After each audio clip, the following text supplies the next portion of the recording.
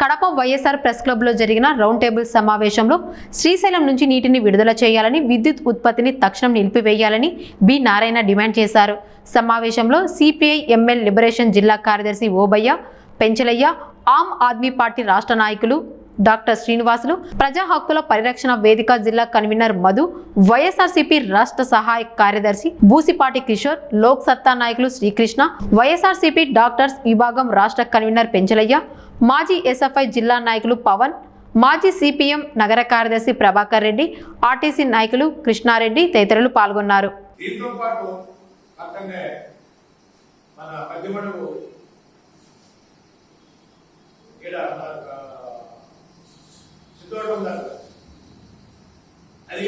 అది కూడా ఒక టీఎంసీ కెపాసిటీ,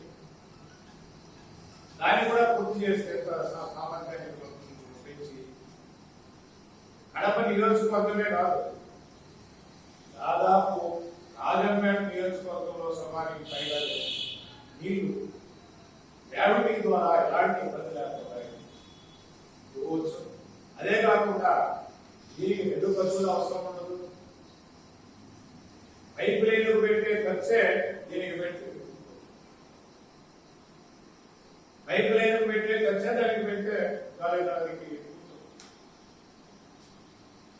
అందుకనే ఆ ప్రతిపాదన ఎవరికి విరమించుకొని ప్రాజెక్టును పూర్తి చేసి ఈ రిజర్వాయర్ల కెపాసిటీని పెంచి ఆ విధంగా కడప సాగునీరుతో పాటు తాగునీరు అందించడానికి కూడా తీసుకోవాలని రాబోయేటువంటి రోజుల్లో దీని మీద మనం ఒక్కరే బాధపడరు. ఈ శక్తి చాలు, నిజంగానే ఈ శక్తి చాలు. అందుకనే మనకి ఈ శక్తి సరిపోదు కాబట్టి కనీసం ప్రజల్లో అవేర్నెస్ కార్యక్రమం తీసుకురావడానికైనా ప్రయత్నం చేసి కలిసి వచ్చే పార్టీలను కలుపుకోవడానికి అభ్యంతరం లేదు. అయితే ఇక్కడ వామపక్షాలు కలిసి వచ్చే పరిస్థితి లేదు. వైసీపీ అనుకుంటే ఏమవుతుంది, వీళ్ళకి అధికారం లేదు కాబట్టి వీళ్ళు మాట్లాడుతున్నారు అంటారు. సమస్య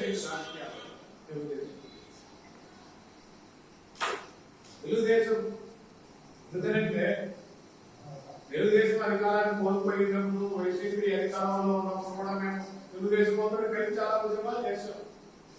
ఈ ప్రాజెక్టు అట్లాగే స్టీల్ ప్లాంట్ ఇవన్నీ అయినా ఏమైనా సరే కోసం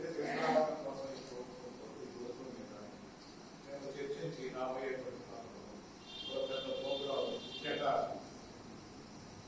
జనములకి అవేర్నెస్ తీసుకొచ్చే కార్యక్రమాన్ని చేపట్టి ఆ తర్వాత అవసరాన్ని బట్టి, పరిస్థితిని బట్టి, జనం వెళ్ళేదాన్ని బట్టి ఉద్యమాలు రూపకాలను రాష్ట్రాలను చెప్పి విజ్ఞప్తి చేస్తూ మీరు కూడా మీ అభిప్రాయాలు నా అభిప్రాయాలను సంపన్నం చేసి స్ట్రెంథన్ చేయడానికి, ఈ ఉద్యమాన్ని ముందుకు తీసుకుపోవడానికి, ప్రజల పక్షాన ప్రజల పక్షాన నిలబడటానికి మీరందరూ కూడా అవసరమైన సూచనలు, సలహాలు ఇచ్చి ఈ కార్యాచరణలో